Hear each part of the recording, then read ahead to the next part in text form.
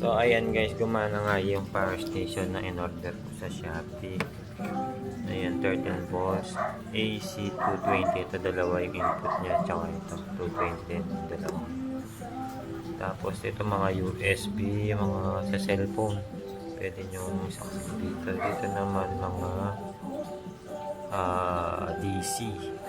Ayan, 12 volts, 5 volts. Mga DC output yan. Tapos yung charging niya ito. Charging sa kuryente. Ito naman sa solar. Ayan. Meron siyang exhaust fan. Dahil pag umiinit siya, umaandar yan. Umiingay siya. May ingay siya dito. Dito lumalabas yung Charge may ba ng kuryente? pwede yan charge kayong kuryente. Pwede yung solar yan. Okay. Saksak na ito. Tapos kami ang tiyatangay ng Mula sa cellphone.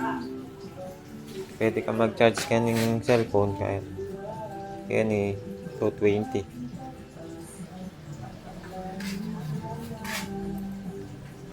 Tama tayo. Uy, 110. 220 yan. Kaya ganyan yung ingay niya kapag iinit siya. Nagana yung exhaust fan niya.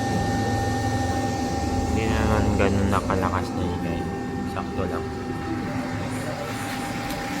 Kanina binasa ko yung ano niya, yung manual. Kapag na full charge na siya, tinatanggal itong tatanggalin sa saksa. Meron kasing ano, yung hindi na tinatanggal sa saksa.